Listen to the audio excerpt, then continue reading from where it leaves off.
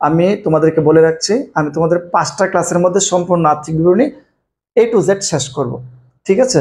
যারা 2026 সালে এসএসসি পরীক্ষার্থী আছো তাদের জন্য 20 মার্কের পূর্ণাঙ্গ একটা আর্থিক বিবরণী প্রস্তুত করতে হবে। একটা অঙ্ক থাকবে, এটাই বাধ্যতামূলক দিতে হবে। ঠিক আছে? তো তোমরা যারা 2026 সালে পরীক্ষা দিবা তাদের জন্য এই 3টা ধাপে পূর্ণাঙ্গ আর্থিক বিবরণী প্রস্তুত করতে হবে। প্রথম হচ্ছে বিশদ আয় বিবরণী,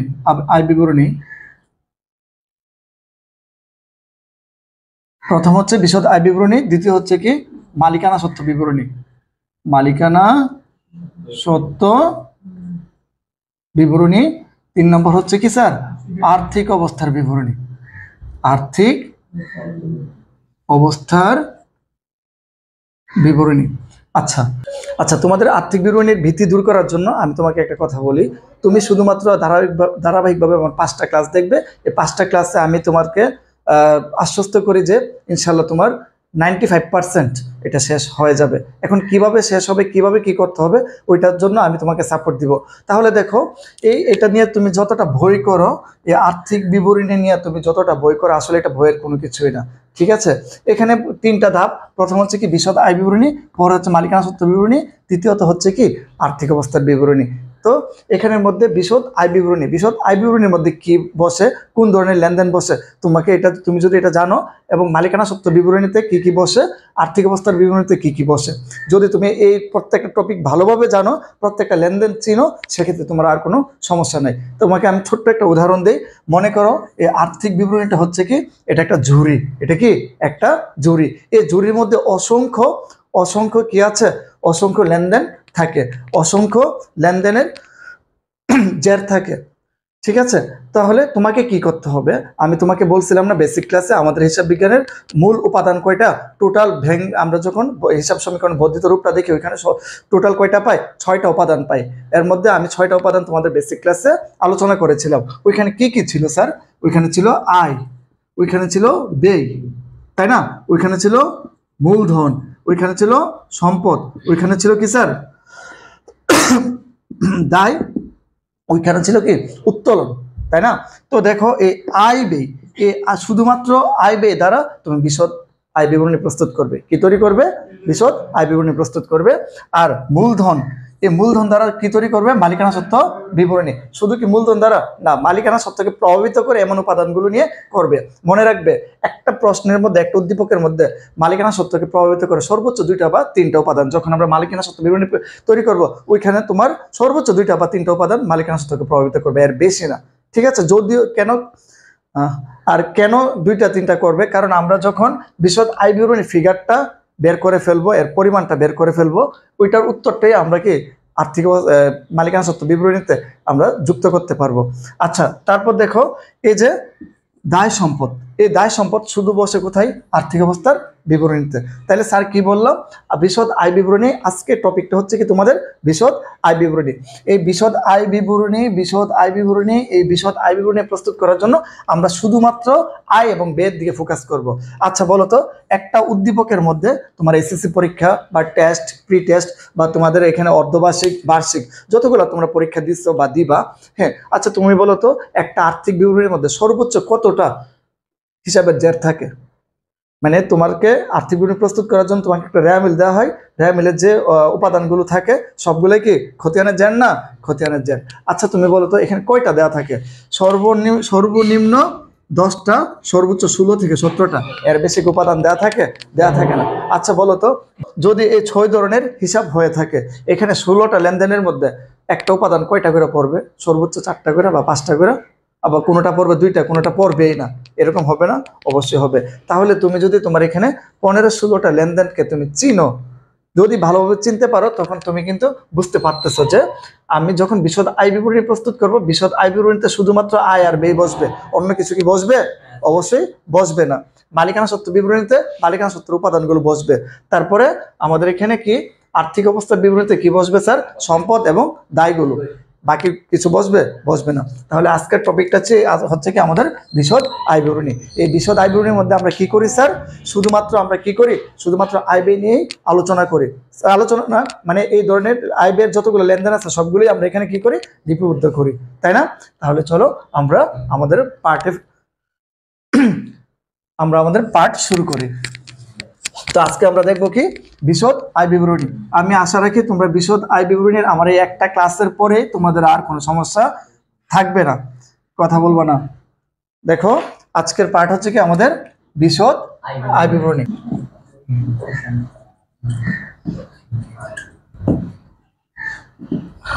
তাহলে আজকের পার্ট কি আমাদের বিশদ আয় বিবরণী। স্যার আমি কি বলছি, বিশদ আয় বিবরণীতে একটা হিসাব কালের মধ্যে যত ধরনের আয় এবং ব্যয় আছে সবগুলো কোথায় বসে?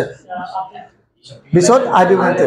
আচ্ছা, স্যারের যে ধাপগুলো বলবো শুধুমাত্র ধাপগুলো অনুসরণ করবা, ঠিক আছে? আমি এক কথা একবার না 10 বারও বলবো, এটা তোমরা ধৈর্য সহকারে শুনবা।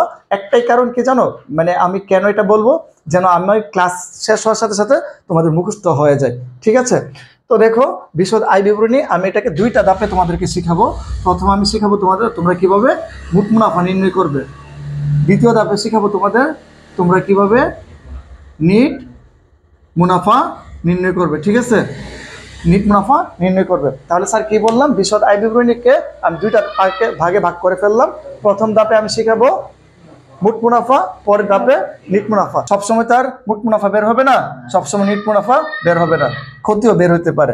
আমরা হিসাব করব, যদি আমাদের লাভ থাকে লাভ বের হবে, ক্ষতি হলে কি ক্ষতি বের হবে। তাহলে আজকের পার্টে আমরা বিশদ আয় বিবরণী আমি যেহেতু পার্টটা ভাগ করে ফেলছি, প্রথম ভাগটা মোট মুনাফা নিয়ে আলোচনা করব। এবার দেখো আমি তোমাকে প্রথমে বলছি বিশদ আয় বিবরণীর মধ্যে শুধুমাত্র আয় ব্যয়গুলো বসে। স্যার কোনগুলো বসে? আয় ব্যয়গুলো বসে, এর বাইরে কোনো কিছু বসে? কোনো কিছু বসবে না, কোনো কিছু বসবে না। বিশদ আয় বিবরণীতে শুধুমাত্র আয় ব্যয়গুলো বসে। আচ্ছা, তাহলে দেখো মোট মুনাফা একটা ভাগ, নিট মুনাফা একটা ভাগ। তাহলে স্যার আমরা আজকে শিখবো শুধুমাত্র মোট মুনাফা। তাহলে স্যার মোট মুনাফা আমরা কিভাবে বের করব? টিভির লাইনটা অফ করে দাও, উপরে সাদা সুইচটা।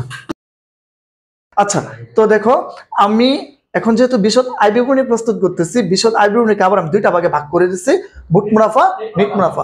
এবার দেখো তাহলে তোমাকে বুঝতে হবে আমাদের খরচের আয়ের এখানে নিশ্চিত শ্রেণী বিভাগ আছে, ঠিক আছে? তাহলে আমরা মোট মুনাফা নির্ণয় করার জন্য আমরা কোন ধরনের আয় ব্যয়গুলো নিব?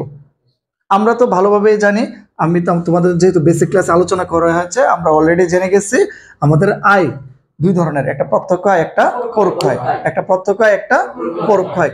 আবার একইভাবে তোমাদের কি আছে, প্রত্যক্ষ খরচ পরোক্ষ খরচ, তাই না? পরোক্ষ খরচ কিন্তু আবার দুই ধরনের, একটা পরোক্ষ পরিচালন আয়, একটা পরোক্ষ পরিচালন ব্যয় আর একটা কি পরোক্ষ অপরিচালন ব্যয়, তাই না?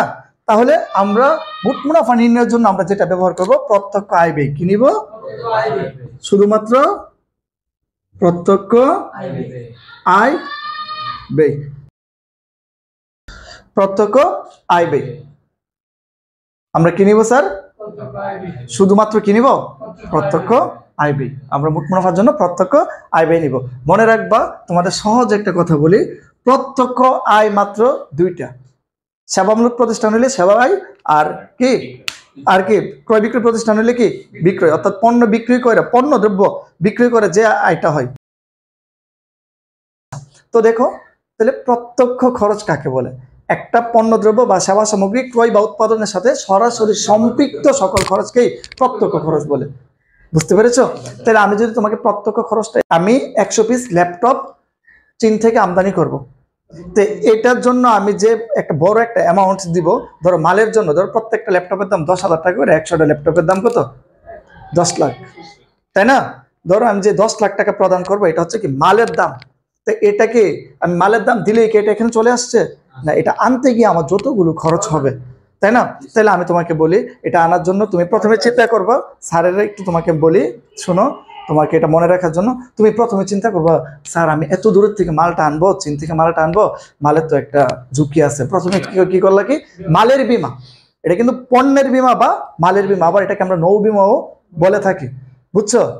বুঝতে পারছো? তাহলে এটা কার সাথে সম্পৃক্ত? মালের সাথে।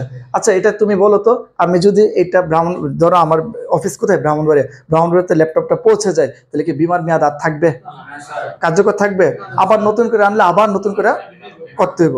আচ্ছা, তো এটা দেওয়ার জন্য যে কুলির মজুরিটা দিব, এটা কি মজুরি? মালটা আনতে গিয়ে খরচ, এটা আনতে গিয়ে আমার একটা পরিবহন লাগবে না? এটা বহন খরচ, তাই না? আচ্ছা, তারপর ধরো এটা বিদেশ থেকে যে আনবো, ধরো আমি জাহাজে আনি বা আকাশপথে আনি, যেভাবেই আনি, এটা আনতে একটা ভাড়া দিতে হবে না? আমরা সচরাচর মালগুলো আনি কি মালের নিরাপত্তার কথা বিবেচনা করে জাহাজে আনি, তাই না? তাহলে আমরা এটার জন্য কি করি, নৌযান ভাড়া বা জাহাজ ভাড়া বলতে পারি, তাই না? এটা কি আমাদের জন্য প্রত্যক্ষ খরচ না? বিদেশ থেকে মাল আসলে সরকারকে কি দিতে হয়, শুল্ক দিতে হয়, আমদানি শুল্ক, তাই না? ডক চার্জ দিতে হয়, তাই না? এই সমস্ত খরচগুলো কি আমাদের প্রত্যক্ষ খরচ, তাই না? আর যদি আমার এটা যদি উৎপাদনকারী প্রতিষ্ঠান হয়তো তাহলে কি হতো, আগুন, কাঠ, কয়লা এগুলো ছাড়া কি উৎপাদন হইতো? তুমি ইট তৈরি করবা, এগুলো ছাড়া কি হবে? আগুন ও পানি এগুলো ছাড়া কি হবে?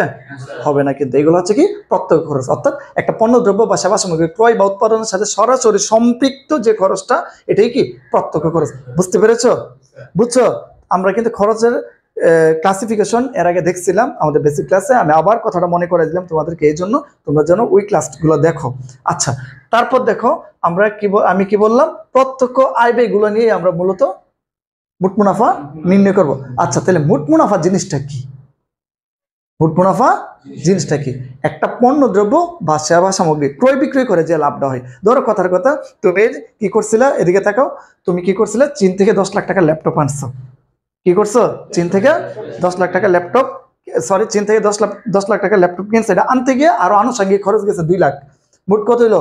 12 লাখ। তুমি 12 লাখের ল্যাপটপ বিক্রি করছো 15 লাখ। কত বিক্রি করছো? 15 লাখ। লাভ হয়েছে কত? 3 লাখ। এই যে কত? 3 লাখ। আচ্ছা, ওই যে একটা ভারসাম্য, কি ওই যে একটা লাভ হইলো পণ্য কেনা বেচা কইরা, কি পণ্য কেনা বেচা করে যে লাভটা করছে, এটা কি মোট লাভ। বুঝছো? আর নিট লাভটা কি? নিট লাভটা হচ্ছে কি, যখন এটার থেকে তুমি ব্যবসার যে খরচগুলো আছে, পরিচালন অপরিচালন খরচগুলো বাদ দেওয়ার পর সবগুলো একত্রে, ধরো কথার কথা ল্যাপটপ গুলো আনছো তুমি, এটা সব আনার সময় অনেকগুলা সাথে প্রত্যেকটার সাথে অনেক বক্স দিয়ে দিচ্ছে, বক্স গুলা খুব ভালো, হ্যাঁ, ধরো কাঠের বক্স দিয়ে দিচ্ছে একটার সাথে, তুমি তো আর কাস্টমারকে বক্স গুলা দিবা না, দিবা? এইগুলা কি করবো, তুমি বিক্রি করে দিলা 2 টাকা কেজি, কথার কথা। তো এটাও কিন্তু একটা অন্যান্য একটা আয় হইলো না? মনে করো যত আয় আছে মোট মুনাফার সাথে যুক্ত কইরা, যত খরচ আছে কি, এগুলো বাদ দেওয়ার পর অবশিষ্ট যে টাকাটা থাকে, এটা কি নেট মুনাফা বা নেট লাভ। বুঝছো নি? তাহলে আমরা এখন কি বুঝলাম, সংক্ষেপে যা বুঝলাম, মোট মুনাফা বিক্রি, সরি, মোট মুনাফা বলতে আমরা এটাই বুঝি, পণ্য ক্রয় বিক্রি করে যে লাভটা হয়, এটাই কি মোট মুনাফা। আর এটা মোট মুনাফা নির্ণয়ের জন্য আমরা শুধুমাত্র কোন আয় ব্যয়গুলো লিপিবদ্ধ করি, প্রত্যক্ষ আয় এবং প্রত্যক্ষ ব্যয়। ঠিক আছে? তাহলে এবার চলো আমরা ধারাবাহিকভাবে আমরা স্টেপগুলো দেখব, আমরা শুধুমাত্র স্টেপগুলো দেখলেই হয়ে যাবে। ঠিক আছে? তাহলে আমরা আজকের পাঠটা কি ছিল, বিশদ আয় বিবরণীর প্রথম পর্ব, মোট মুনাফা। আর মোট মুনাফা নির্ণয় করার জন্য আমাদের কি কি প্রয়োজন হয়, প্রত্যক্ষ আয় আর প্রত্যক্ষ ব্যয়। আর প্রত্যক্ষ আয় প্রত্যক্ষ ব্যয়কে আমরা অলরেডি জেনে গেছি, তাই না? তাহলে আমরা এখন দেখি আমরা কোন স্ট্রাকচারটা ফলো করব। তোমরা শুধুমাত্র স্যারের এই স্ট্রাকচারটা মনে রাখবা। অঙ্ক আমি এখন তোমাদেরকে যদি বলো 5টায় সমাধান করে দিব, আমার বেশিক্ষণ লাগবে না, তোমাদেরও লাগবে না, শুধুমাত্র তোমরা শুধু দেখো। তাহলে স্যার আমরা এখন জন্য কি করতেছি, মোট মুনাফা নির্ণয় করবো নাকি? মোট মুনাফা। আচ্ছা, ব্যবসা তো সবসময় লাভ হয় না, হয় না, কিন্তু ক্ষতিও হতে পারে, কিন্তু আমরা এই স্ট্রাকচার হিসাবে এটাই ফলো করব, মোট মুনাফা। তাহলে মোট মুনাফা নির্ণয়ের জন্য তোমরা কথা বলো না প্লিজ। মোট মুনাফা নির্ণয়ের জন্য আমরা প্রথম লিখবো কি, নিট বিক্রয়। কি লিখবো? নিট বিক্রয় মাইনাস বিক্রিত পণ্যের ব্যয়। নিট বিক্রয় মাইনাস বিক্রিত পণ্যের ব্যয়। স্যার কি বের করবো? নিট বিক্রয় মাইনাস বিক্রিত পণ্যের ব্যয়। নিট বিক্রয় মাইনাস বিক্রিত পণ্যের ব্যয়। অর্থাৎ তুমি যে, এর মানে কি, তুমি যে কত টাকার ল্যাপটপ কিনছিলা? 10 লাখ টাকা। বিক্রি করছিলা কত? বিক্রি করছি কত? 15 লাখ। এই 15 লক্ষ টাকা আমরা কি বিক্রি করছি। এই 15 লাখ বিক্রি করতে গিয়ে আমার খরচ হয়েছিল কত?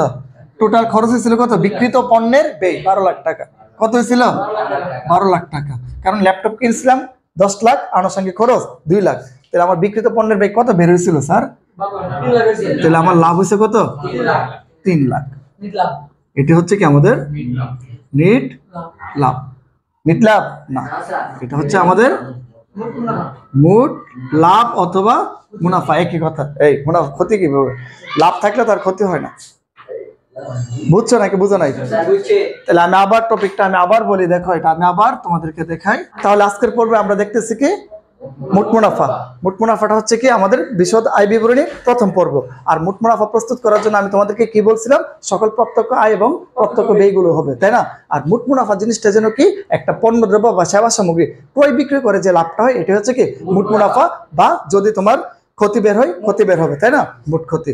আচ্ছা, তাহলে দেখো আমরা যা করতেছে, হ্যাঁ, তো মনে রাখবা যখন মোট মুনাফা নির্ণয় করবা আমি তোমাকে এখন একটা স্ট্রাকচার দিব, একটা গঠন দিব, তোমরা সবসময় ওই গঠন অনুসারে কাজ করবা, তোমাদের আর কোনো সমস্যাই থাকবে না, ঠিক আছে?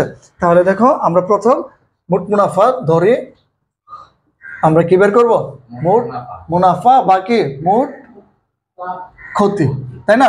এটা নির্ণয় সূত্রটা সবসময় এভাবে মনে রাখবা, নিট বিক্রয় মাইনাস কি বিক্রিত পণ্যের ব্যয়। স্যার কি লিখছি, নিট বিক্রয় মাইনাস বিক্রিত পণ্যের ব্যয়, ঠিক আছে? ওই যে আমরা কি করছিলাম, মনে করো আমরা ল্যাপটপ কিনছিলাম কত টাকার, 10 লাখ টাকার। কত লাখ টাকা কিনছিলাম, 10 লাখ টাকার ল্যাপটপ কিনছিলাম। এই 10 লাখ টাকার ল্যাপটপ এটা চীন থেকে আনা পর্যন্ত আমার টোটাল খরচ হয়েছিল কত, 12 লাখ টাকা।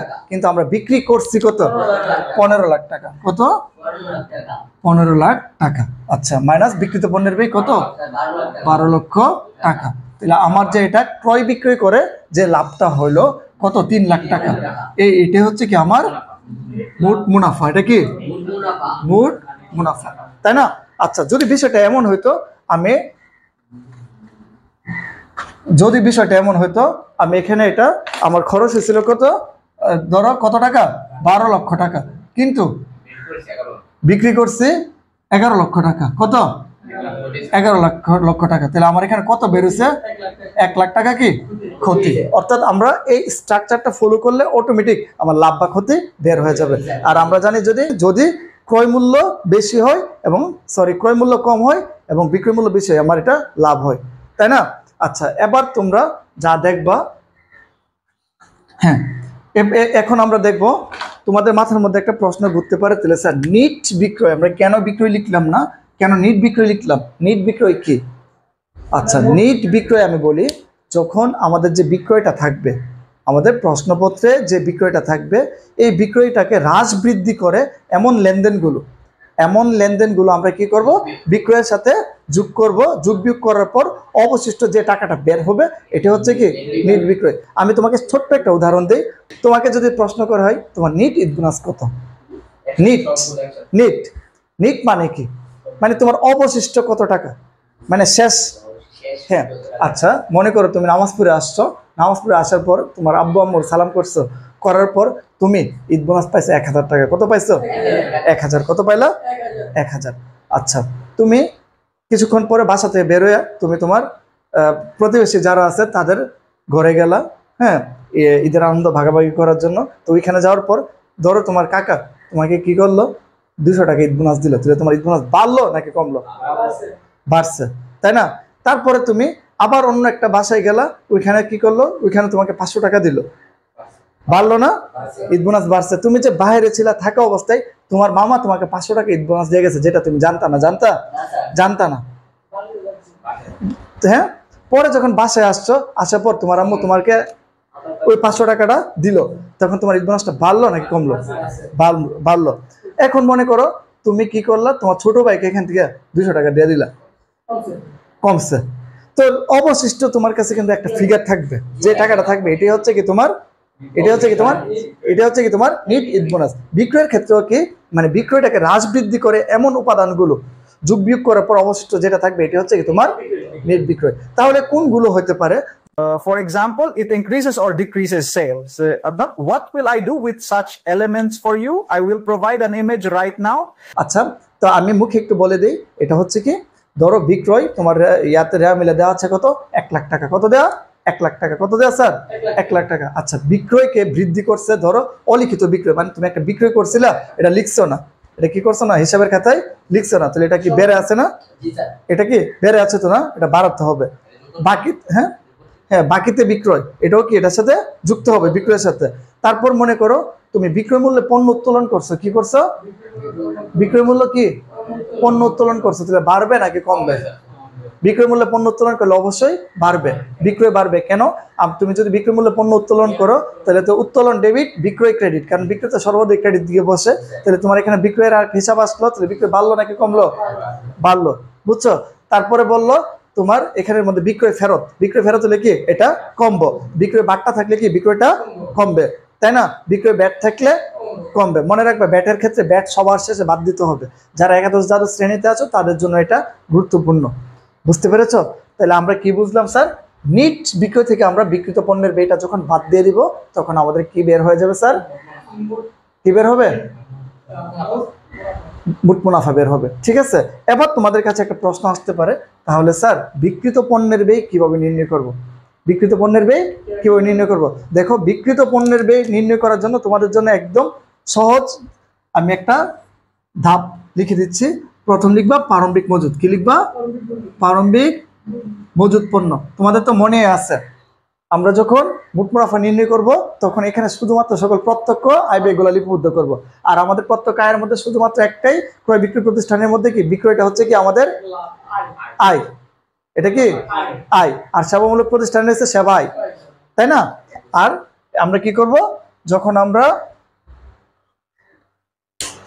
আমরা মোট মুনাফা নির্ণয় করব তখন শুধুমাত্র প্রত্যক্ষ আয় ব্যয় নিয়ে কি করব, কাজ করব, এর বাইরে কোনো কিছু আনবো না। আচ্ছা, তাহলে আমরা নিট বিক্রয়টা বের করে ফেলছি। এবার বিক্রিত পণ্যের ব্যয়, বিক্রিত পণ্যের ব্যয়ের মধ্যে প্রারম্ভিক মজুদ, এটা কিন্তু একটা প্রত্যক্ষ খরচ, ঠিক আছে?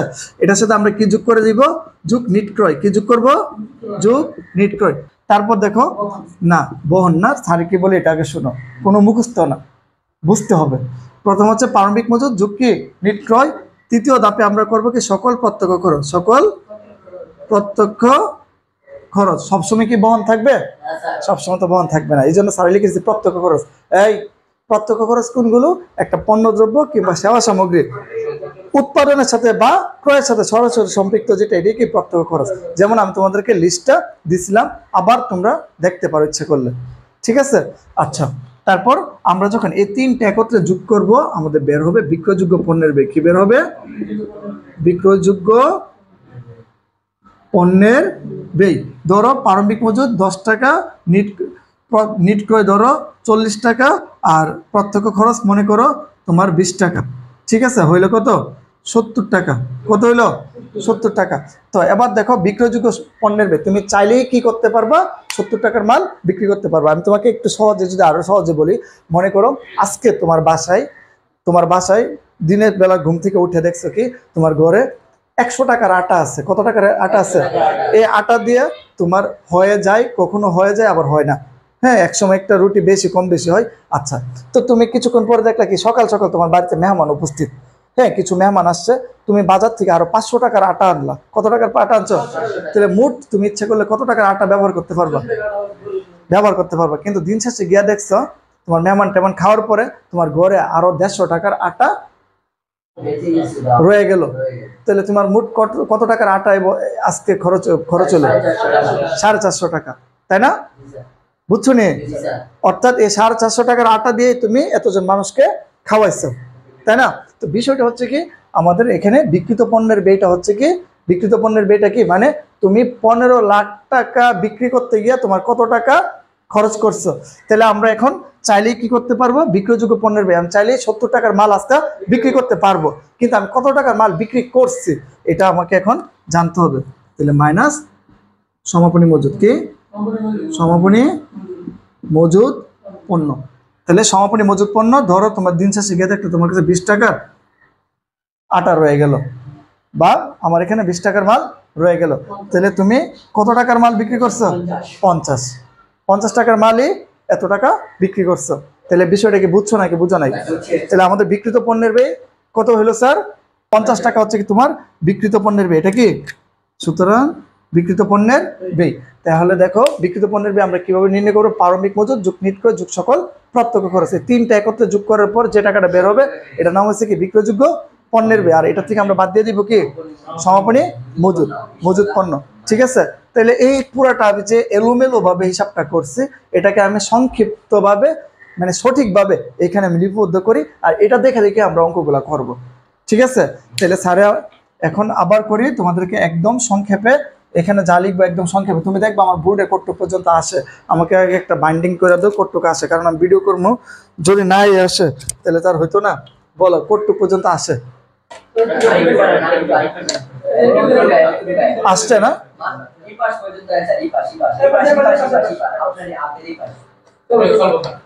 আছে, ঠিক আছে না? কারণ আমি তো এর বাইরে গিয়ে কাজ করতে পারবো না। তাইলে স্যার আমি একদম সংক্ষেপে এতক্ষণ যা আলোচনা করছি এটাকে একদম সংক্ষেপে বলি।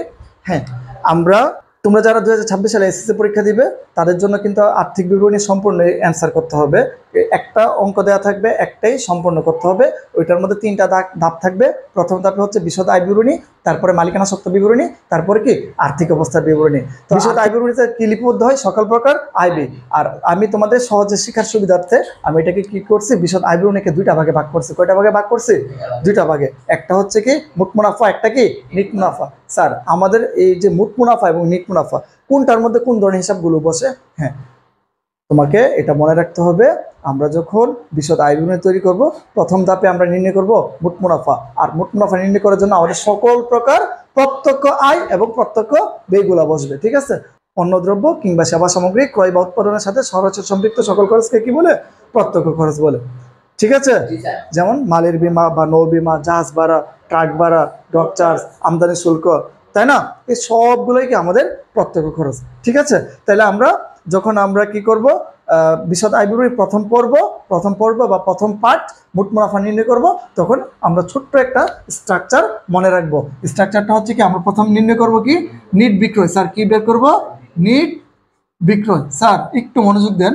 নিট বিক্রয় মাইনাস বিক্রিত পণ্যের ব্যয়, বিক্রিত পণ্যের ব্যয়। আচ্ছা, তাহলে আমি এখানে ধরি নিট বিক্রয়ের পরিমাণ 100 টাকা আর বিক্রিত পণ্যের ব্যয়ের পরিমাণ ধরো তোমার এখানে 50 টাকা। কত টাকা?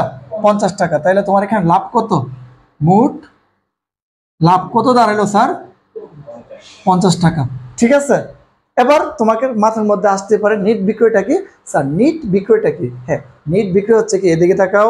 হ্যাঁ, নিট বিক্রয় হচ্ছে কি, আমার বিক্রয়কে আমার রেওয়া মেলে যে বিক্রয়টা দেওয়া ছিল এই বিক্রয়টাকে হ্রাস বৃদ্ধি করে এমন লেনদেনগুলো যোগ বিয়োগ করার পর অবশিষ্ট যে টাকাটা থাকে এটি হচ্ছে কি নিট বিক্রয়। বুঝতে পেরেছো?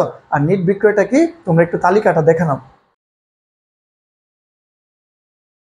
তোমরা হয়তো তালিকাটা দেখে নিয়েছো। আচ্ছা, তারপর দেখো আমরা এখন কি করব, বিক্রিত পণ্যের ব্যয় নির্ণয় করবো। স্যার বিক্রিত পণ্যের ব্যয়টা যেন কি, হ্যাঁ আমার 100 টাকা বিক্রি করতে কত টাকা খরচ হয়েছে? হ্যাঁ, 100 টাকা বিক্রি করতে আমার কত টাকা খরচ হয়েছে? 50 টাকা। এটি হচ্ছে কি আমার বিক্রিত পণ্যের ব্যয়। তো বিক্রিত পণ্যের ব্যয় আমরা আর্থিক বিবরণীতে কিভাবে প্রস্তুত করব? আচ্ছা, এটা প্রস্তুত করার জন্য আমরা শুধুমাত্র একটা ধাপ বা একটি স্ট্রাকচার মনে রাখবো। প্রথম আমরা নিব কি প্রারম্ভিক মজুদ। প্রারম্ভিক মজুদ পণ্য অর্থাৎ গত বছরের যে অবিক্রিত পণ্যটা আছে এটি তো প্রারম্ভিক মজুদ, তাই না? এটার সাথে আমরা যোগ করব কি নিট ক্রয়। কি যোগ করব স্যার? নিট ক্রয়। যোগ করব সকল প্রত্যক্ষ খরচ। সকল প্রত্যক্ষ খরচ। স্যার সকল প্রত্যক্ষ খরচ কোনটা মনে আছে তো? হ্যাঁ, আচ্ছা তাহলে ধরো তোমার এখানে বছরের শুরুতে বা হিসাবকালের শুরুতে তোমার এখানে মাল ছিল 20 টাকা, মাল ক্রয় করছে ধরো 40 টাকা। হ্যাঁ, আর এটা আনতে গিয়ে তোমার আরো খরচ হয়েছে ধরো 15 টাকা খরচ হয়েছে। কত হয়েছে? 15 টাকা। তাহলে আমি যদি পুরাটা 3টা উপাদান একত্রে যোগ করি তাহলে আমার এখানে মোট বিক্রয়যোগ্য পণ্যের ব্যয় কত হচ্ছে? বিক্রয়যোগ্য পণ্যের ব্যয়। আচ্ছা, আমি চাইলে কত টাকার পণ্য বিক্রি করতে পারবো আজকে? 75 টাকা। কত টাকা? 75 টাকার পণ্য কি করতে পারবো? বিক্রি করতে পারবো, তাই না? তাহলে আমি দেখলাম কি আমি চাইলেই এখন 75 টাকার পণ্য কি করতে পারতাম? বিক্রি করতে পারতাম। কিন্তু বিক্রি করছি কত? কিন্তু দিন শেষে গিয়ে দেখে আমার গোডাউনে বা আমার এখানে মাল রয়ে গেছে 25 টাকার মাল অবিকৃত অবস্থায় রয়ে গেছে। কত টাকা রয়ে গেছে? 25 টাকা। তাহলে আমরা এখানে কি লিখবো? সমাপনী মজুদ পণ্য কত টাকা স্যার? 25 টাকা। তাহলে আমার কত টাকার মাল বিক্রি হইলো? 50 টাকা। এটি হচ্ছে কি সুতরাং বিক্রিত পণ্যের ব্যয়। বুঝছো নাকি বুঝো নাই? এটি হচ্ছে কি আমাদের বিক্রিত পণ্যের ব্যয়। আমরা যদি নিট বিক্রয় থেকে বিক্রিত পণ্যের ব্যয় বাদ দেই তাহলে আমাদের কি বের হইতেছে? মোট মুনাফা। এবার আমরা উদাহরণ দেখব। বুঝছো নি ওটুক? এটা হচ্ছে পুরোটা সারসংক্ষেপ। আমি কিন্তু এখানে এলোমেলো ভাবে অনেক কিছু আলোচনা করছি। বুঝছো নি বিষয়টা? তাহলে এখন তোমরা মোট মুনাফা নির্ণয়ের জন্য শুধুমাত্র এত কিছু মুখস্থ করতে হবে না, এত কিছু মুখস্থ করতে হবে না। তুমি মাথার মধ্যে একটা জিনিস সেট করো, আমরা যখন বিশদ আয় বিবরণী প্রস্তুত করব, বিশদ আয় বিবরণীতে ব্যবসায় সকল আয় ব্যয়গুলো যাবে। কি যাবে? আয় ব্যয়গুলো যাবে, একটা হিসাব কালার যাবে, অন্য কোনো হিসাব কালার আসবে না। যদি অগ্রিম পায় থাকে এটা বাদ দিয়ে দিতে হবে, বকেয়া থাকলে এটা যোগ করে দিতে হবে, বকেয়া থাকলে যোগ করতে হবে। কারণ ধরো আজকে কথার কথা, আজকে 20 জন মেহমান আসছিল, ঠিক আছে, আমি 20 জন মেহমানকে মেহমানদারি করতে গিয়ে আমার 20 টাকা খরচ হচ্ছে, নগদ 20 টাকা খরচ হচ্ছে, আরো 20 টাকা বাকি আনছিলাম, বাকি টাকাটা এখনো দেয় নাই। তাহলে মোট কত টাকা খরচ হচ্ছে? 40 টাকা। তুমি কি বলতে পারবে আজকের খরচ 40 টাকা? যদি বিষয়টা এমন হয় মানে কালকের জন্য আজকে 20 টাকা নিয়ে এসে খাবার, তাহলে তো এটা আজকের হিসেবে আসবে না, আসবে কালকের হিসেবে এটা চলে যাবে। বুঝতে পারছো? অগ্রিম থাকলে বাদ দিয়ে দিব, বকে থাকলে যোগ করে দিব। বুঝছো? আচ্ছা, তাহলে আমরা এটাই বুঝলাম, বিশদ আয় বিবরণীর মধ্যে সকল প্রকার আয় ব্যয়গুলো বসে। কি বসে? আয় ব্যয়গুলো। আমি ক্লাস শুরু করার প্রথম থেকে বলছি, আমি এক কথা অনেকবার বলবো, বলার একটাই কারণ যেন আমার এখান থেকে তোমরা মুখস্থ করে বাসায় যেতে পারো, ঠিক আছে? আর যারা ভিডিও দেখতেছো তাদের জন্য একই কথা, আমি এক কথা বারবার রিপিট করার একটাই উদ্দেশ্য, এক কথা বারবার বলার একটাই উদ্দেশ্য, যেন তুমি আমার কথাটা শুনে মাথায় সেট করতে পারো, ঠিক আছে? আচ্ছা, তাহলে স্যার আমি কি বুঝতে পারছি বিশদ আয় বিবরণীর মধ্যে সকল প্রকার আয় ব্যয়গুলো বসে। আর বিশদ আয় বিবরণীটাকে আমি দুইটা ভাগে ভাগ করে ফেললাম, একটা মোট মুনাফা, একটা নিট মুনাফা। মোট মুনাফার মধ্যে কি কি যেন বসবে স্যার? সকল প্রত্যক্ষ আয়, সকল প্রত্যক্ষ ব্যয়।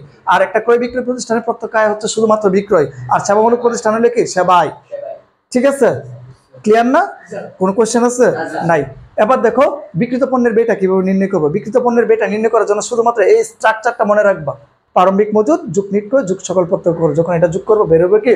বিক্রয়যোগ্য পণ্যের ব্যয়। আর বিক্রয়যোগ্য পণ্যের ব্যয় থেকে যখন সমাপনী মজুদ পণ্য বাদ দিয়ে দিব, কি বের হবে আমাদের? বিক্রিত পণ্যের ব্যয়। স্যার আমরা কি ওটুক বুঝছি? ওটুক বুঝছি? যারা অতটুক বুঝছো, আমি এখন যদি তোমাদের সামনে 2টা বা 3টা উদাহরণ করি, তোমরা একদম নিট এন্ড ক্লিন হয়ে যাবা, তোমাদের এখানে কোনো সমস্যা থাকবে না।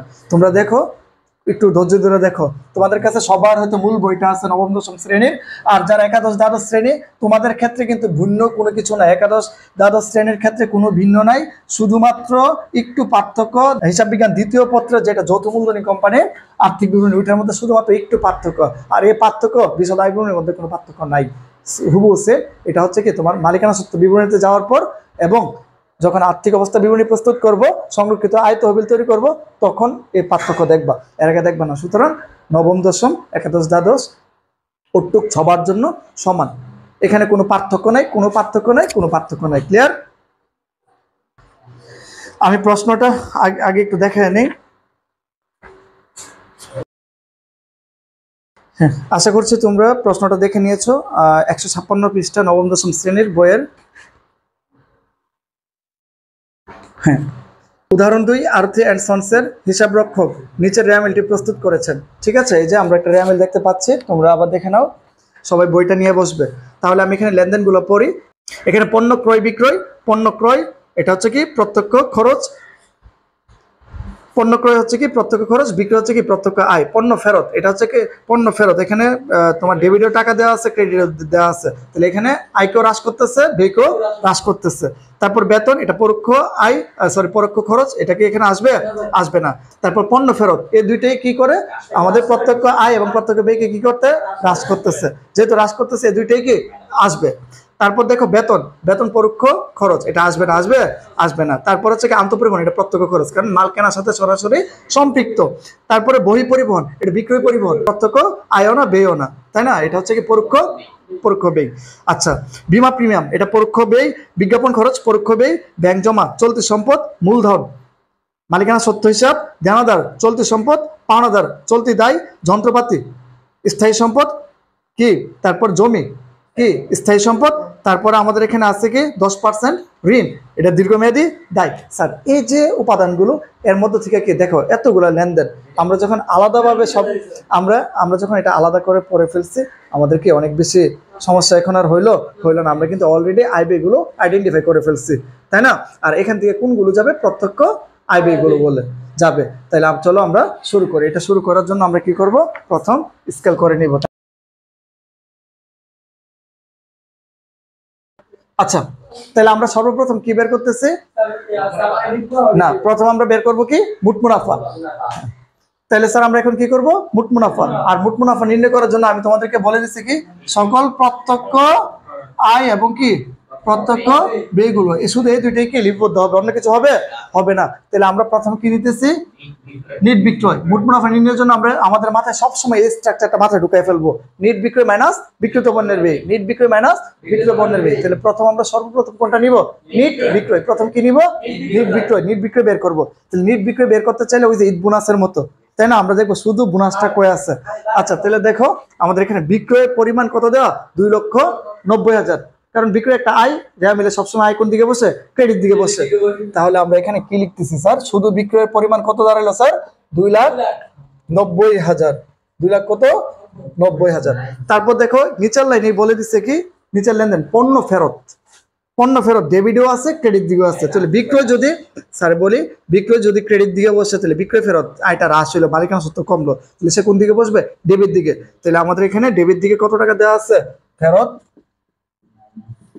ফেরত কত স্যার, 4,000। তো বাদ দিলে কত হলো, 2,86,000। দেখো বিক্রয়কে হ্রাস বৃদ্ধি করার মতো এরকম কোনো আর উপাদান নাই, কারণ আমরা প্রথমে পড়ে নিয়েছিলাম, তাই না, আমরা আর পাই নাই, সমন্বয়ও এরকম কোনো কিছু বলে নাই। তাহলে আমাদের এখানে নিট বিক্রয়ের পরিমাণ কত বের হইলো, নিট বিক্রয়ের পরিমাণ 2,86,000। আচ্ছা তুমি বলো তো, তারপরে নিট বিক্রয়ের পর আমাদের পরের ধাপটা কি, বিক্রিত পণ্যের ব্যয়। কি, বিক্রিত পণ্যের ব্যয়, তাই না। তাহলে আমরা এটা স্যার কি করে দিব, আমি একটা কাজ করে রেড পেনটা ব্যবহার করি, হ্যাঁ, মাইনাস বিক্রিত পণ্যের ব্যয়। স্যার বুঝছি। আচ্ছা বিক্রিত পণ্যের ব্যয় প্রথম স্টেজটা যেন কি, প্রারম্ভিক মজুত পণ্য। তো দেখো আমাদের এখানে প্রারম্ভিক মজুত পণ্য দেওয়া আছে, মজুত পণ্য দেওয়া আছে সবার নিচে 1। হ্যাঁ তাহলে আমাদের প্রারম্ভিক মজুত পণ্যের কথা দেওয়া, প্রারম্ভিক মজুদ পণ্য স্যার কত হাজার টাকা দাও, 3,000 টাকা দেয়, কত, 3,000 টাকা। ক্লিয়ার। আচ্ছা তারপর দেখুন দ্বিতীয় ধাপ কি, নিট ক্রয়, মানে ক্রয়কে হ্রাস বৃদ্ধি করছে এমন উপাদানগুলো যোগ বিয়োগ করার পর যেটা থাকে এটি তো নিট ক্রয় না। তাহলে আমাদের এখানে ক্রয় দেওয়া কত আছে, 1,47,000। ক্রয়টা ডেবিট দিকে বসে কারণ এটা খরচ। আচ্ছা তাহলে আমরা এখানে লিখবো কত, ক্রয়, ক্রয়ের পরিমাণ কত স্যার, 1,47,000 মাইনাস মাইনাস কত কি, ফেরত। আমাদের এখানে যেহেতু মাল ফেরত আছে সেই জন্য এটা কি করব, ফেরত দিয়ে দিলাম না। আচ্ছা শুধু ফেরত, যদি বাট্টা থাকতো ক্রয় বাট্টা বাদ দিতাম, যদি যদি ক্রয় মূল্যে পণ্য উত্তোলন করা হতো তাও বাদ দিতাম, যদি বিনামূল্যে পণ্য বিতরণ করা হতো তাও বাদ দিতাম। কেন বাদ দিতাম, দেখো যদি তুমি বিনামূল্যে পণ্য বিতরণ করো তাহলে বিজ্ঞাপন ডেবিট, ক্রয় ক্রেডিট, ক্রয়টা হ্রাস পাচ্ছে, তাই না। যদি মালিক ব্যক্তিগত প্রয়োজনে পণ্য উত্তোলন করতো তাহলে উত্তোলন ডেবিট, ক্রয় ক্রেডিট, তাহলে ক্রয় হ্রাস পাচ্ছে, তাই না। যদি ক্রয় ফেরত দিতাম তাহলে যাবে কি হতো, পাওনা ডেবিট, ক্রয় ফেরত ক্রেডিট, তাহলে আমার কি ক্রয়টা আবার হ্রাস পাচ্ছে। বুঝতে পেরেছো, মানে ক্রয় হ্রাস পায় এমন লেনদেন হলে বিয়োগ করবো, ক্রয় বৃদ্ধি পায় এমন লেনদেন হলে কি করবো, যোগ করবো। ঠিক আছে, যদি এখানে অলিখিত ক্রয় থাকতো তাহলে কি করতাম, যোগ করতাম, তাই না। বাকিতে ক্রয় থাকলে কি করতাম, যোগ করতাম, বাকিতে ক্রয় থাকলে কি করতাম, যোগ করতাম। আমরা কি বুঝতে পারছি। তাহলে আমরা এখন ফেরত কত হাজার টাকা স্যার, 3,000।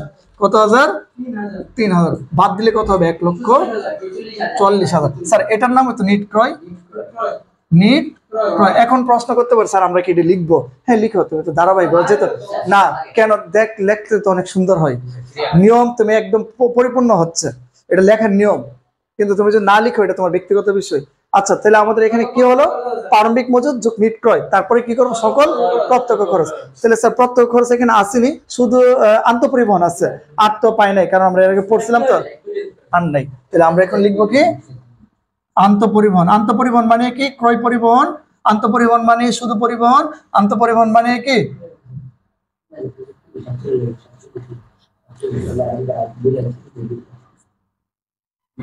আন্তঃপরিবহন। কত হাজার টাকা স্যার, স্যার কত আন্তঃপরিবহনের পরিমাণ, 2,000। কত, 2,000। তাহলে আমাদের কি হইলো, তাহলে দেখো আমাদের প্রারম্ভিক মজুদ যোগ নিট ক্রয় সকল প্রত্যক্ষ, তাহলে আমাদের কত হইলো স্যার, 1,00,000 মাইনাস, আমি তো স্কুলের নিয়ম মানি, সমাপনী মজুদ। তাহলে দেখো সমাপনী মজুদ তো কখনো রেওয়া মিলে অন্তর্ভুক্ত হয় না, হয় না, এটা সবসময় কোথায় থাকবে, সমন্বয় থাকবে। তাহলে আমাদের এখানে সমাপনী মজুদ পণ্যের ক্রয় মূল্য 5,000, বাজার মূল্য 4,000। তাহলে আমরা কোনটা ধরবো? সবসময় ছোটটা ধরবো। কারণ ধরো একটা কথার কথা, তুমি একটা মোবাইল কিনছিলা 5,000 টাকা, কেন সময় কিনছিলা, কিন্তু আজকে বাজার দর কমে গেছে, তুমি কি সবসময় কমটাই ধরবো। তাহলে আমাদের সমাপনী মজুদ পণ্য কত? 4,000। তাহলে আমাদের কি বের হলো স্যার, আমি আবার বুঝাই, আমাদের নিট বিক্রয় মাইনাস বিক্রিত পণ্যের ব্যয়। তাহলে বিক্রিত পণ্যের ব্যয় কেমনে নির্ণয় করতেছি? প্রারম্ভিক মজুদ। কি করলাম? প্রারম্ভিক মজুদ, হ্যাঁ, বের করতে হবে নিট ক্রয় যুগ সকল প্রত্যক্ষ খরচ। তাহলে আমরা প্রারম্ভিক মজুদ লিখলাম, নিট ক্রয় বের করলাম, প্রত্যক্ষ খরচ একটা পাইছি, একটাই লিখছি। তাহলে আমাদের বের হয়েছে কি? বিক্রয়যোগ্য পণ্যের ব্যয়। আমি কথাটা লিখি নাই না, আমি কথাটা লিখি নাই। বিক্রয়যোগ্য পণ্যের ব্যয়, বিক্রয়যোগ্য পণ্যের ব্যয়, বিক্রয়যোগ্য পণ্যের ব্যয় থেকে সমাপনী মজুদ পণ্যটা কি করছে? বাদ দিচ্ছে। বাদ দেওয়ার পর যেটা থাকে 1,45,000 টাকা। এটাই কি স্যার বিক্রিত পণ্যের ব্যয়? এটা কি বিক্রিত পণ্যের ব্যয়? স্যার বুঝছিনি? তাহলে 2,86,000 থেকে 1,45,000 বাদ দাও, 1,41,000। এটা হচ্ছে কি স্যার মোট মুনাফা? এটা কি মোট মুনাফা? স্যার আমরা কি এটা বুঝছি নাকি বুঝি নাই?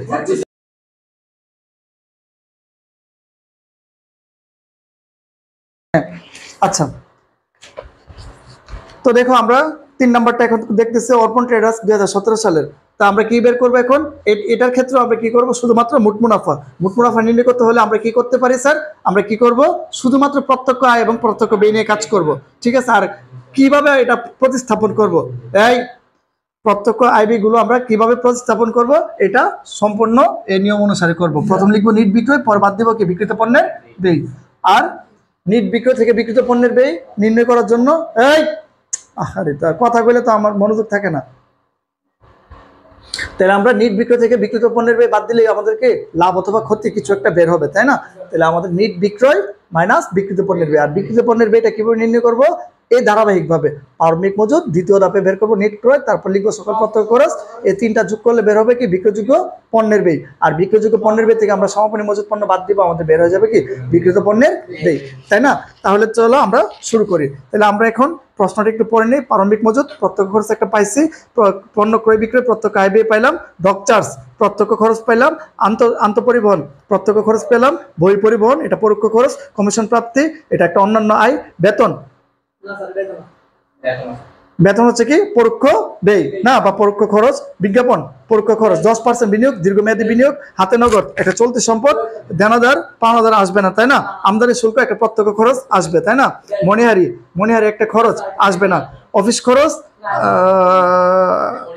আর দেখতে পাচ্ছি না, তাহলে আমরা অলরেডি পেয়ে গেছি, তাই না? তাহলে আমাদের স্যার প্রথম যেটা করব, আমরা সর্বপ্রথম কি জন্য বের করবো? নিট বিক্রয়। সবসময় কি বের করবো? নিট বিক্রয়। কি বের করবো? নিট বিক্রয়। তাহলে আমাদের এখানে প্রশ্ন দেওয়া আছে কত? বিক্রয়ের পরিমাণ রেওয়া মিলে দেওয়া আছে বিক্রয়ের পরিমাণ স্যার কত দেওয়া? 1,57,000। কত? 1,57,000 বাদ দিয়ে দিব কি? মাইনাস ফেরত। কারণ আমরা একটা ফেরত পাইছিলাম, সমন্বয় তো কোনো কিছু দেখি নাই, আগে প্রশ্নটা পড়লে তোমার জন্য ইজি হয়ে যাবে। তাহলে আমরা ফেরত পাইছি কত স্যার? 7,000 টাকা। কত? 7,000 টাকা। এটা কোথায় আছে? এই যে মাঝামাঝিতে আছে ফেরত। কত? 7,000। তাহলে কত হলো? 1,50,000। স্যার এটার নাম যেন কি? নিট বিক্রয়। আচ্ছা তুমি, তারপর আমরা কি করব? মাইনাস বিক্রিত পণ্যের ব্যয়। কি বের করব?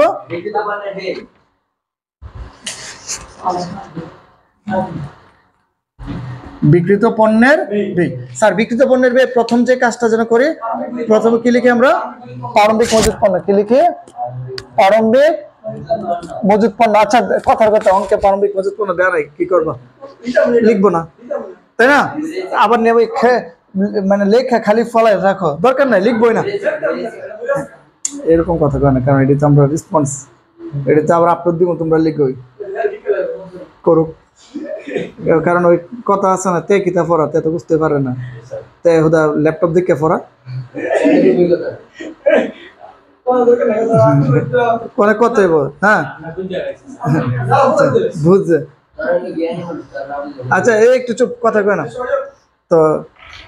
আচ্ছা, তারপর আমাদের মজুদ পণ্য কত স্যার? প্রারম্ভিক মজুদ পণ্য কত পাইলাম? 30,000। কত? 30,000। স্যার প্রারম্ভিক মজুদ লেখা শেষ, তাহলে আমাদের দ্বিতীয় ধাপে কি লিখবো? নিট ক্রয়। তাহলে নিট ক্রয় লেখার জন্য আমরা সর্বপ্রথম কি লিখবো? ক্রয়। স্যার একটু ক্রয়ের দাম নাম দেওয়া কত? 76,000। কত? 76,000। ক্রয়কে হ্রাস বৃদ্ধি করে এমন উপাদান আমরা পাইছি, এই যে ক্রয় ফেরত আছে 6,000 না? ফেরত কত? 6,000, তাই না? তাহলে স্যার আমাদের কত হইলো? 70। তাহলে স্যার এটার নাম কি? নিট ক্রয় না? নিট ক্রয়। নিট ক্রয়ের পর আমরা কি লিখবো? সকল প্রত্যক্ষ খরচ। তাহলে আমরা 3টা প্রত্যক্ষ খরচ পাইছি। কয়টা? 3টা প্রত্যক্ষ খরচের মধ্যে প্রথম পাইছিলাম কি? প্রথম পাইছি ডক চার্জ। প্রথম ডক চার্জ। স্যার এই যে ডক চার্জ, তাই না? 3 নম্বর লেনদেনটাই র্যামিলের কত? Doc charge 10,000। কত? 10,000। তারপরে স্যার কি আছে? আন্তঃপরিবহন। আন্তঃপরিবহন কত? আন্তঃপরিবহন স্যার কত টাকা জানো? আন্তঃপরিবহন 5,000। কত? 5,000। আরেকটা পা দেখছিলাম আমরা, শুল্ক, আমদানি শুল্ক 7,000। শুল্ক কত? 7,000। তাহলে স্যার দেখেন তো, প্রারম্ভিক মজুদ পেলাম, নিট ক্রয় পেলাম, সকল প্রত্যক্ষ খরচ পাইলাম। আমাদের কাজ কি? সবগুলো যোগ করে ফেলা। 1,22,000। 1,22,000। স্যার এটাকে আমরা কি বলি? বিক্রয়যোগ্য পণ্যের ব্যয়। বিক্রয়যোগ্য পণ্যের ব্যয় নাকি? বিক্রয়যোগ্য পণ্যের ব্যয়, তাই না? বিক্রয়যোগ্য পণ্যের ব্যয়। তাহলে মাইনাস বাদ দিয়ে দিব কি? অবিক্রিত পণ্যটা, তাই না? তাহলে অবিক্রিত পণ্যের পরিমাণ কত? সমাপনী মজুদ পণ্য। সমাপনী মজুদ পণ্য দেওয়া আছে 40,000 টাকায়। র্যামিলের নিচে দেওয়া আছে সমাপনী মজুদ পণ্য, তাই না? সমাপনী মজুদ পণ্য কত হাজার টাকা স্যার?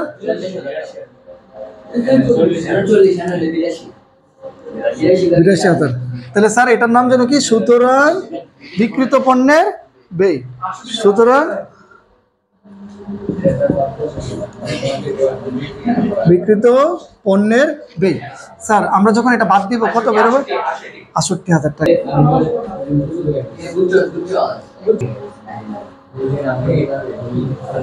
স্যার তাহলে আমরা কি করলাম? ধারাবাহিকভাবে 2টা অঙ্ক দেখলাম, তাই না? তাহলে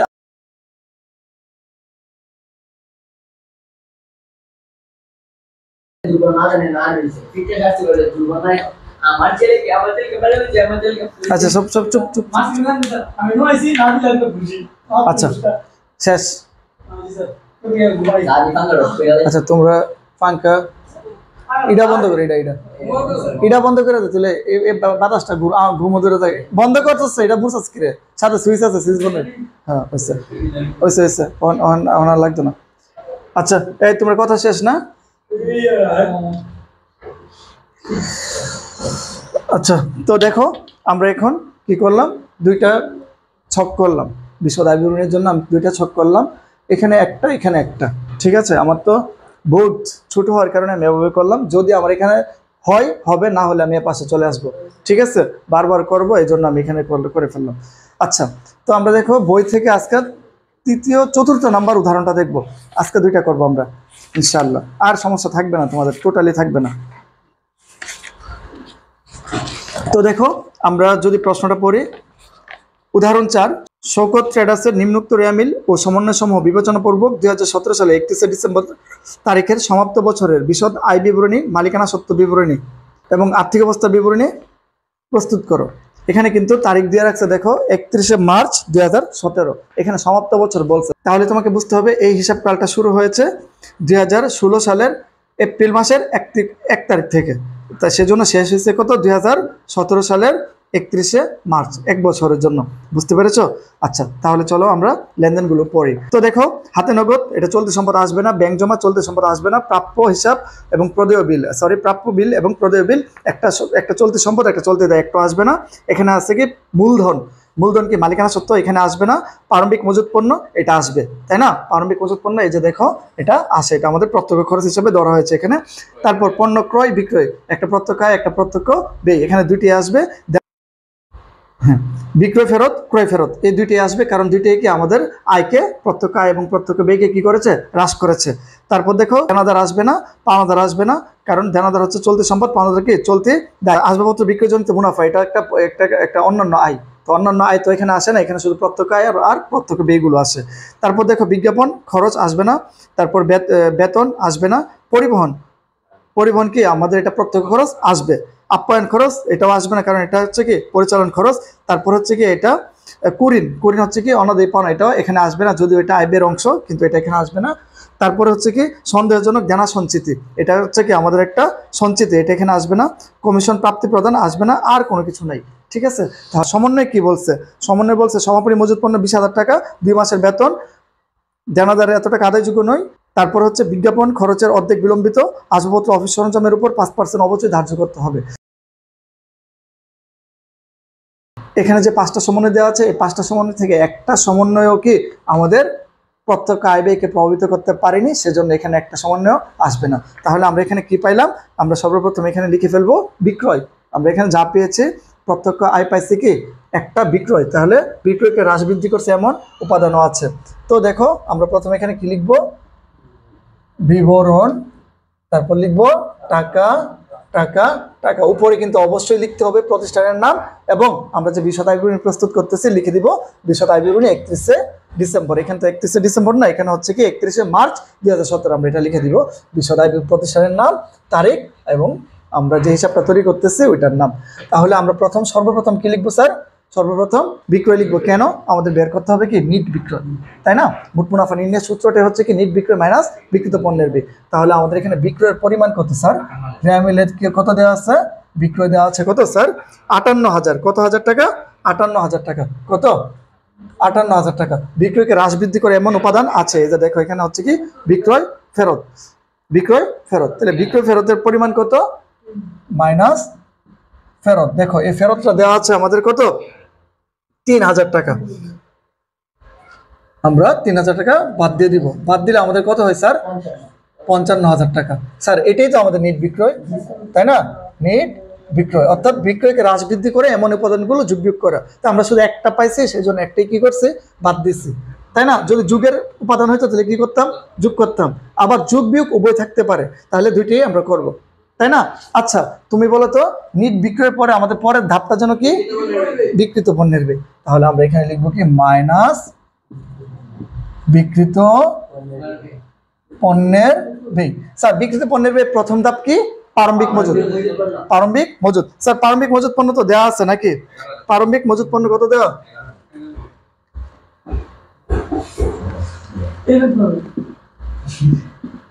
কথা বলবো না। প্রারম্ভিক মজুত পণ্য কত? 11,000 টাকা। হ্যাঁ, প্রারম্ভিক মজুদের পরে আমাদের বের করতে হয় কি স্যার? নিট ক্রয়। কি বের করতে হয় স্যার? নিট ক্রয়। তাহলে আমরা এখানে লিখে দিব কি যোগ নিট ক্রয়, তাই না? নিট ক্রয়, সরি, আমাদের বের করতে হয় কি? আচ্ছা প্রারম্ভিক মজুদের পরে আমরা কি বের করতেছি? নিট ক্রয়। আচ্ছা তাহলে নিট ক্রয়ের জন্য আমরা প্রথম দেখবো আমাদের ক্রয় কত দেওয়া আছে। রেওয়া মিলে আমাদের ক্রয় দেওয়া আছে কত? 35,000। কত? 35,000, তাই না? এখন দেখো এখানে পাশে দেওয়া আছে কি ফেরত। ফেরতের পরিমাণ কত?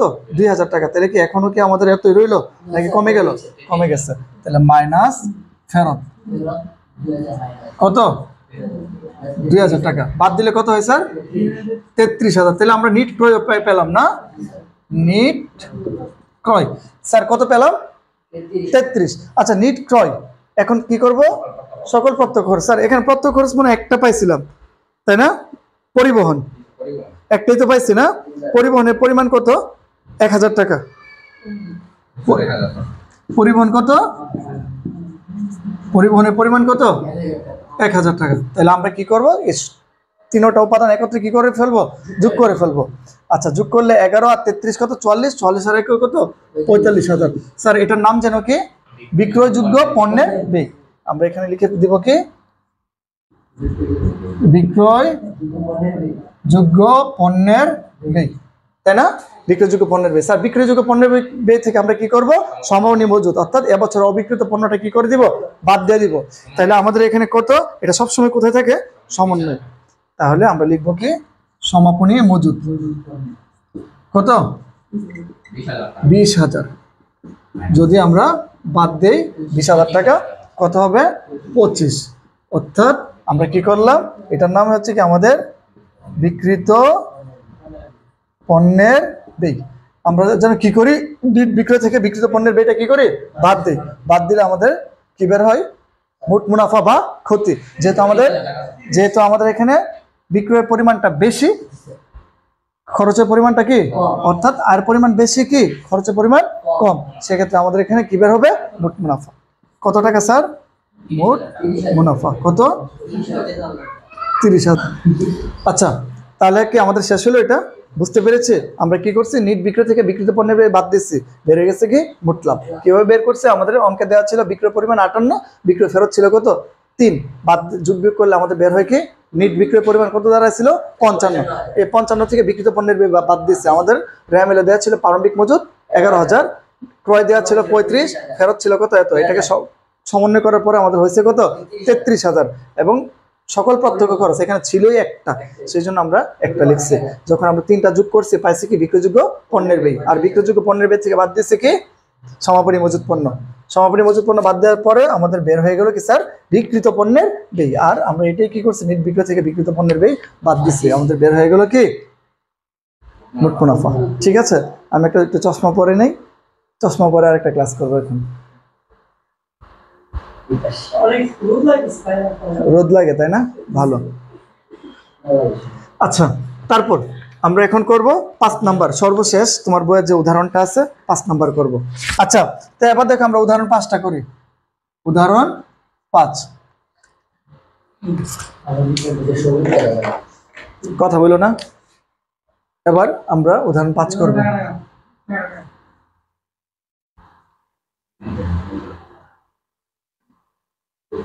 বিবরণ টাকা টাকা। তোমরা আমার লেখা নিয়ে কোনো মন্তব্য করবে না, আমি চাই তোমরা ভালোভাবে লিখো। আমার লেখা চাইলেও আর ভালো হবে না, ঠিক আছে, আর ভালো হবে না। সো আমি মুখে যা বলতেছি আমার কথার সাথে মিলিয়ে নিও, ঠিক আছে। আচ্ছা, তো দেখো 5 নাম্বার হচ্ছে কি পৃষ্ঠা 165 পৃষ্ঠা আর্থিক বিবরণী, তাই না। উদাহরণ 5-এ বলছে ফারহানা এন্টারপ্রাইজের নিম্নোক্ত র্যামিল এবং সমন্বয় সমূহ বিবেচনাপূর্বক 2017 সালের 30শে জুন সমাপ্ত বছর। স্যার সমাপ্ত বছর বললে কিন্তু 1 বছর, অর্থাৎ যদি আজকে ধরো, আজকে আমরা যে অঙ্কটা করতেছি তারিখ কত, আজকে ধরো 18 অক্টোবর, যদি আজকে যদি শিরোনামের উপরে যদি লিখে দিই সমাপ্ত বছর, তাহলে আজকে আমার সমাপনী দিন, ঠিক আছে। সমাপ্ত বছর করলে ঠিক আজকে থেকে 1 বছর আগের হচ্ছে কি আমার প্রারম্ভিক ডে, আজকে হচ্ছে কি আমার সমাপনী ডে, বুঝতে পেরেছো। আচ্ছা, তো আমরা এখন দেখি আমাদের হিসাবটা এখানে কি কি দিয়েছে। আমাদের এখানে দেওয়া আছে কি খতিয়ানের জেটটা র্যামিল আকারে দেওয়া আছে, দেখতে পাচ্ছ। ফাহাদ, আসসালামু আলাইকুম।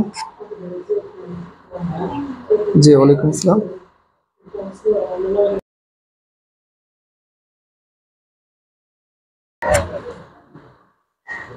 স্যার এই কথা শেষ। আচ্ছা, তো দেখো তো এই এটা ইয়ে করে না, আমার মনোযোগ ওদিকে গেলে তো আমি কাজ করতে পারবো না।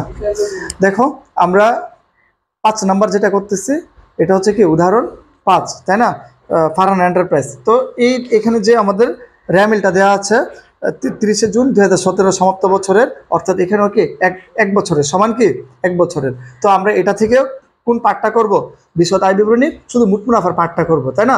আর মোট মুনাফা বের করার জন্য আমরা তো জানি এখানে কোন কোন উপাদানগুলো যাবে, শুধুমাত্র এখানে এতগুলো লেনদেনের মধ্যে, এতগুলো হিসাবের জেরের মধ্যে আমরা শুধুমাত্র নিব কোনগুলো স্যার, শুধুমাত্র প্রত্যক্ষ আয় এবং প্রত্যক্ষ ব্যয়, শুধুমাত্র আমরা এখান থেকে এগুলোই আইডেন্টিফাই করে ফেলবো। তাহলে দেখো দেনাদার পাওনাদার আসবে না, দালান কোটা আসবে না, সাধারণ সঞ্চিতি আসবে না, হাতে নগদ আসবে না, মূলধন আসবে না। তারপর দেখো উত্তোলন আসবে না, প্রারম্ভিক মজুত পণ্য আসবে, ক্রয় বিক্রয় আসবে, কারণ এই দুইটি হচ্ছে কি প্রত্যক্ষ, তাই না। আচ্ছা, তারপর দেখো দালানের মেরামত আসবে না, জাহাজ ভাড়া আসবে, শুল্ক আসবে, ডক চার্জ আসবে, তারপর বেতন সম্মানী আসবে না, সাধারণ খরচ আসবে না, তারপর কি ব্যাংক জমাতিরিক্তি আসবে না, বিমা প্রিমিয়াম আসবে না। যদি এখানে নৌ বিমা থাকতো তাহলে আসতো, তাই না, বা জাহাজ, তাই না, বা পণ্যের বিমা, যদি এখানে পণ্যের বিমা বা নৌ বিমা থাকতো সেক্ষেত্রে আসতো। তারপর দেখো লিগ্যাল চার্জ, কুরিন সঞ্চিতি বিজ্ঞাপন, হ্যাঁ, তারপর বিপদের ক্ষতি, ব্যাংক জমাতিরিক্ত সুদ, প্রাপ্ত বার্তা, হ্যাঁ, ভ্রমণ খরচ, বাড়ি ভাড়া, আয়কর ইত্যাদি, বুঝতে পেরেছ। এই লেনদেনগুলো থেকে আমরা শুধুমাত্র প্রত্যক্ষ আয় ব্যয়গুলো নিব। আচ্ছা, এখন সমন্বয়গুলো পরে এখানে টোটাল 6টা সমন্বয় দেওয়া আছে। সমন্বয়ের মধ্যে প্রথম বলছে ব্যক্তিগত প্রয়োজনে পণ্য উত্তোলন, এটা কিন্তু আসবে, কারণ সমন্বয় বলছে কি ব্যক্তিগত প্রয়োজনে পণ্য উত্তোলন, যেহেতু পণ্য উত্তোলন করছে সেক্ষেত্রে কি হয়েছে স্যার, আমাদের এখানের মধ্যে পণ্য উত্তোলন করছে। যদি কোনো কিছু না বলা থাকে বুঝতে হবে এটা কি ক্রয় মূল্যে পণ্য উত্তোলন, তাহলে ক্রয়কে হ্রাস বৃদ্ধি করেছে। তারপর এখানে বলছে কি অলিখিত আন্তঃফেরত এবং বই ফেরত।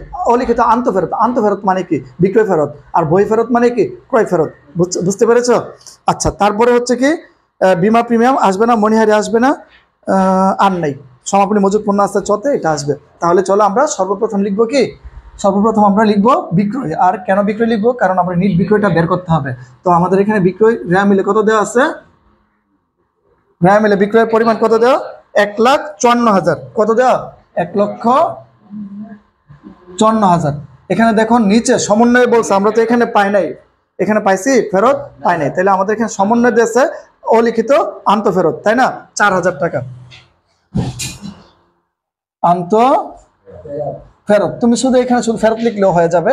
কত টাকা, 4,000। তাহলে আমরা এটা বাদ দিয়ে দিলে কত হয়, 1,50,000। স্যার এটাই তো আমাদের কি নিট বিক্রয়। এটা কি স্যার আমাদের নিট বিক্রয়। নিট বিক্রয় থেকে আমরা কি করব, বিক্রিত পণ্যের ব্যয়টা কি করব, বাদ দিয়ে দিব, মাইনাস বিক্রিত পণ্যের ব্যয়, মাইনাস বিক্রিত পণ্যের ব্যয়। আচ্ছা বলো তো, বিক্রিত পণ্যের ব্যয় আমরা লিখে ফেললাম শিরোনাম অনুযায়ী, সরি হ্যাঁ, নিট বিক্রয় থেকে আমরা কি করব, বিক্রিত পণ্যের ব্যয় বাদ দিব। তাহলে আমাদের প্রথম স্টেজ, প্রাইমারি স্টেজটা যেন কি প্রারম্ভিক মজুত পণ্য। তাহলে প্রারম্ভিক মজুত পণ্য কত দেওয়া আছে স্যার, প্রারম্ভিক মজুত পণ্য কত দেওয়া, প্রারম্ভিক মজুত পণ্য কত টাকা দেওয়া স্যার, কত দেওয়া, 30। তাহলে সরাসরি লিখে দিলাম, কারণ এখানে কোনো প্রভাবিত করছে না। আচ্ছা, তারপর আমরা বের করব কি নিট ক্রয়, না তারপর ধাপে বের করব নিট ক্রয়। তাহলে নিট ক্রয়ের জন্য আমরা কি করব, দেখবো আমাদের এখানে ক্রয়ের পরিমাণ কত দেওয়া। তাহলে আমাদের এখানে ক্রয় কত দেওয়া আছে স্যার, ক্রয় 84। ক্রয়কে হ্রাস বৃদ্ধি করে এমন উপাদান আছে সমন্বয়ে, কত টাকা বলছে কি ক্রয় ফেরত, তাই না, ক্রয় ফেরত মানে বই ফেরত, তাই কি ক্রয় ফেরত। তো আমরা কি করব, বাদ দিয়ে দিব ফেরত। কত হাজার স্যার, 2,000 টাকা। বাদ দিলে কত হবে, 82,000। কত, 82,000। আচ্ছা এখন দেখো তো, আরো আরেকটা লেনদেন পাইছিলাম আমাদের 1 নম্বর সমন্বয়, মালিক ব্যক্তিগত প্রয়োজনে উত্তোলন করে। আচ্ছা এখন কেউ বলতে পারছেন স্যার ফেরতটা আগে উত্তোলনটা, না এগুলো কোনো সমস্যা নেই, তুমি ফেরত আগে লিখতেও পারো পরেও লিখতে পারো, কিন্তু লিখতে হবে, ঠিক আছে। তো দেখো ব্যক্তিগত প্রয়োজনীয় পণ্য উত্তোলন, যদি তুমি পণ্য উত্তোলন করো, তোমার ব্যবসার মধ্যে মালের পরিমাণ ছিল ধরো 10 টাকা, তুমি 1 টাকার মাল নিয়ে গেছে, এখন কি বলতে পারবো আছে না, এটা তোমার কি উত্তোলনে রূপান্তর হয়ে গেছে, তাই না, মালিকানা সত্ত্ব হ্রাস পেয়েছে। আর যেহেতু তুমি ব্যবসা থেকে বিনামূল্যে পণ্য নিয়ে গেছো, সেই জন্য তোমার এখানে ব্যবসার মধ্যে কি পরিবর্তন হয়েছে, তোমার হিসাবের খাতে কি লিপিবদ্ধ করেছো, উত্তোলন ডেবিট, ক্রয় ক্রেডিট। দেখো ক্রয়টা ক্রেডিট দিকে চলে গেছে, মানে কি তোমার ক্রয়টা হ্রাস পেয়েছে, তাই না। তো আমরা এখন লিখে দিব কি উত্তোলন, না এভাবে লিখবো না, বিনামূল্যে পণ্য উত্তোলন, তোমাদের সুবিধার্থে লিখলাম বিনামূল্যে পণ্য উত্তোলন, একদম গুছায় লিখলাম। কত, 1,000। বাদ দিলে স্যার কত হবে, 81,000 টাকা। স্যার এটা কি আমাদের নিট ক্রয়, এটা কি নিট ক্রয়। স্যার নিট ক্রয়ের সাথে আমরা কি করব, সকল প্রত্যক্ষ খরচ যোগ করব, তাই না। এখানে প্রত্যক্ষ খরচ না সমন্বয় আছে না দেখছি। আচ্ছা তো আমরা নিট ক্রয় কত পেলাম, 81। তো এখন কি করব, সকল প্রত্যক্ষ খরচ যোগ করব। তাহলে এখন আমরা কি করব, সকল প্রত্যক্ষ খরচ যোগ করব। আর সকল প্রত্যক্ষ খরচ কিন্তু আমরা অলরেডি জেনে গেছি, এখানে কোন কোনটা আছে, এখানে কি কি ছিল, জাহাজ ভাড়া, না জাহাজ ভাড়া। এখন কেউ যদি প্রশ্ন করে স্যার কেন জাহাজ ভাড়া লিখছেন, কারণ এগুলো হচ্ছে কি প্রত্যক্ষ খরচ পণ্য ক্রয়ের সাথে সরাসরি সম্পৃক্ত। আচ্ছা জাহাজ ভাড়ার পরিমাণ কত স্যার, 4,000, 1,000 আর 17,000। ভালো একসাথে সবগুলো, 4,000, 1,000, 17,000। কেউ চাইলে তুমি এখানে 3টা একত্রে যোগ করে এখানে বসাতে পারো, কোনো আপত্তি নেই। তাহলে দেখো আমরা কিন্তু পাইলাম প্রারম্ভিক মজুদ লিখছি, নিট ক্রয় বের করছি, সকল প্রত্যক্ষ খরচ, তাই না। এবার সবটা আমরা যোগ করে দিব। যদি 3টা একত্রে যোগ করে আমাদের কি বের হবে স্যার, বিক্রয়যোগ্য পণ্যের ব্যয়। তো এটা যোগফল কত হলো, 1,17,700। স্যার এটার নাম যেন কি বিক্রয়যোগ্য পণ্যের ব্যয়, নাকি বিক্রয়যোগ্য পণ্যের ব্যয়, 1,17,700। এটা থেকে আমরা কি করব, বাদ দিয়ে দিব কি সমাপনী মজুদ, কি বাদ দিয়ে দিব, সমাপনী মজুদ, অর্থাৎ আমাদের যে অবিকৃত পণ্যটা আছে এটা বাদ দিয়ে দিব। তো বাদ দিলে যত হবে এটি হচ্ছে আমাদের বিক্রিত পণ্যের ব্যয়। তাহলে আমাদের কত টাকা স্যার? 40,000 টাকা। কত? 40,000 টাকা। যদি বাদ দাও কত হয়? সুতরাং বিক্রিত পণ্যের ব্যয় কত টাকা? বিক্রিত পণ্যের ব্যয় 77,700 টাকা, তাই না? এখন এই হচ্ছে আমাদের কি বিক্রিত পণ্যের ব্যয়। সুতরাং বিক্রিত পণ্যের ব্যয়। তাহলে আমাদের কত বের হয়? নিট বিক্রয় থেকে বিক্রিত পণ্যের ব্যয় বাদ দিলে আমাদের নিট বিক্রয় কত? 1,50,000 এবং কি বিক্রিত পণ্যের ব্যয় কত? 77,700। যদি আমরা নিট বিক্রি থেকে বিক্রিত পণ্যের ব্যয় বাদ দিয়ে আমাদের বের হয়ে যাবে কি লাভ অথবা ক্ষতি। যেহেতু আয় বেশি হয়েছে, খরচটা কম হয়েছে, তাহলে আমাদের লাভই বের হবে, তাই না? কত হয়েছে? 72,300। ঠিক আছে, এই হচ্ছে আমাদের মোট মুনাফা। ঠিক আছে, এবার তোমাদের কোনো কোয়েশ্চেন থাকলে বলতে পারো। ভুল টুটি সংশোধনযোগ্য, আমি মানুষ, আমার ভুল হতেই পারে। ঠিক আছে, ভালো থাকো সবাই।